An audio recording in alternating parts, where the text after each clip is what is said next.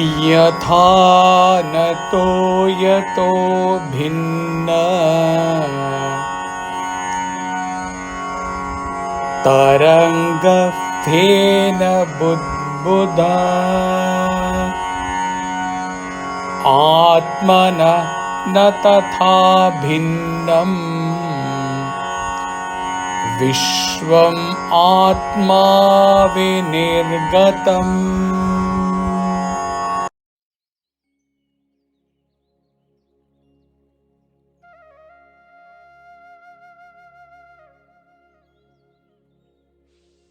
Just as waves, foam, and bubbles are not different from water,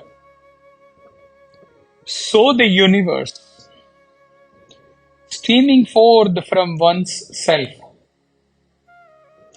is no other than one's self. The wave and the ocean pour, given long back, can as such be brought and attached as a talk for this verse.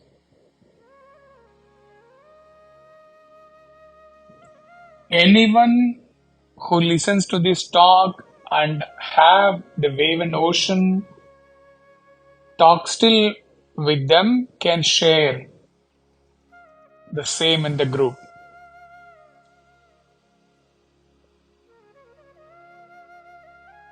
For any effect, there has to be a cause.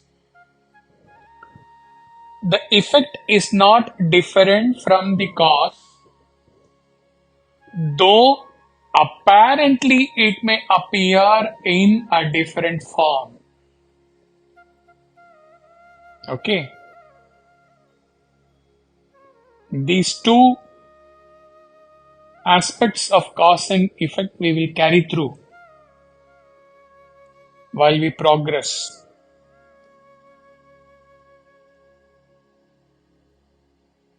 For this particular verse today. For a child, mother is the cause.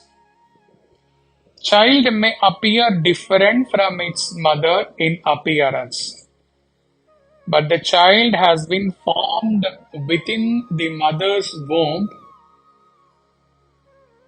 formed wholly out of mother's strength, has got its structure, its every cell, blood, and every single thing about its structure wholly from its mother, though it appears in a different form when it emerges from mother's womb. The sun sheds its light to the entire creation in the morning. The whole of the natural light which the creation gets and in which the creation shines is wholly the sun's shine, sun's light. Similarly, wave, bubble, they arise from water,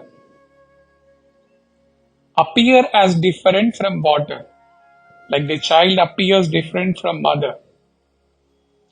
The different appearance is only with respect to the form. Waves and bubbles are born within the water, like the child gets formed within mother's womb. They come out of water like the child comes out of mother's womb.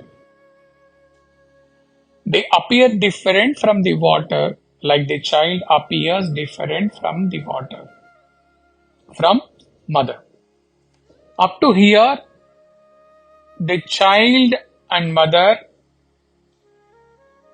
on one side, wave, bubble and water on the other side are similar. Only the climax differs.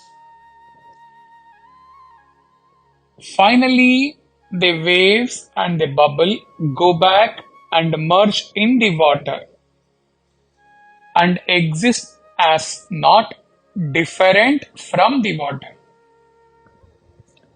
Similarly, the world or this creation existed within Brahman in unmanifest form.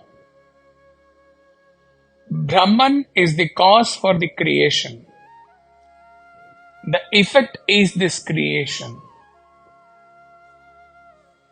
The effect may be numerous names and forms and appearances and with varied attributes.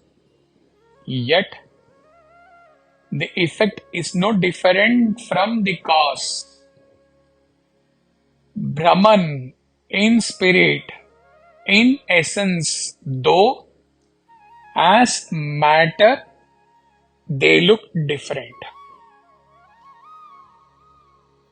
The difference starts right from the first of the matter to emerge from Brahman. The first series which emerge from Brahman are the 5 elements. Each element appears to be different from the other elements. It is obvious that all other names and forms, all other created objects, out of the combination of the 5 elements, would be different in their names and forms and attributes.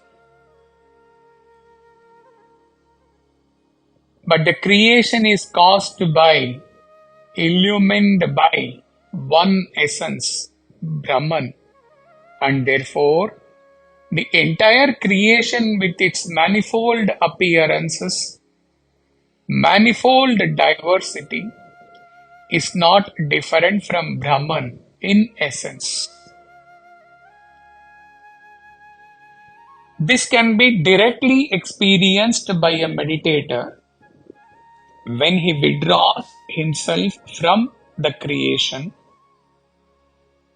and in the process starts from his BMI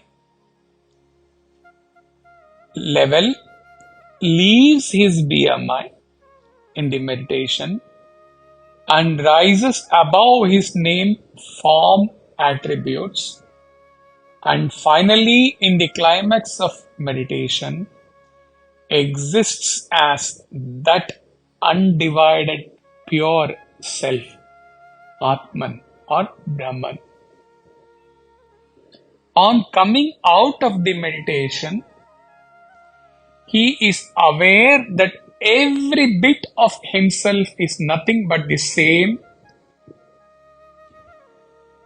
self and is not different from self at all. He roars like Janaka roared in an earlier verse, Aho, the whole physical me is not different from self, or Athava anacha kinchana, there is no physical me at all. I am ever only the pure self. As long as one believes that he is limited physical identity, it is like the wave and the bubble thinking that somehow they appeared from nowhere and they have an independent identity and will ever have a separate recognition, separate entity, identity, and they have nothing to do with the water. This thought appears to be totally wrong, totally unacceptable, correct? Then, how can we, created by self, verily the self, born to ultimately realize that we are the self, how can we ever think that we have a separate identity as our limited physical existence? And how can we think that we have nothing to do with self? Out of numerous analogy in Vedanta like rope and snake, post and ghost, silver line in pearl, etc.,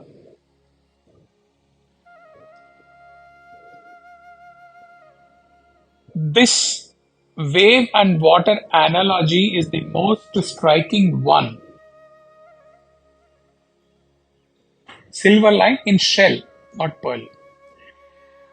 This wave and water analogy is the most striking one because when one truly understands and absorbs this analogy,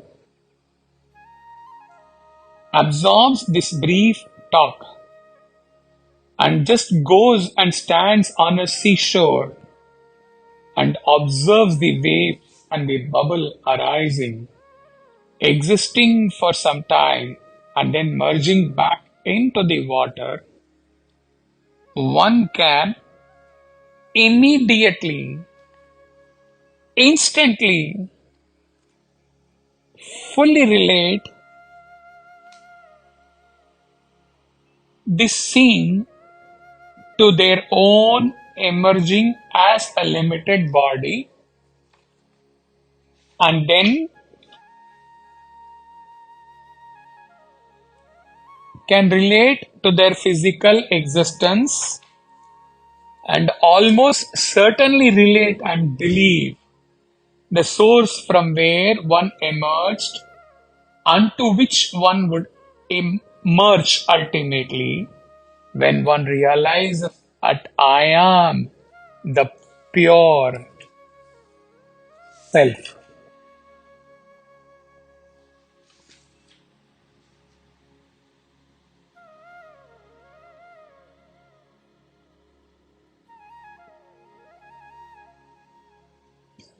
He was looking at the Chinmaya's commentary. There is nothing more to add.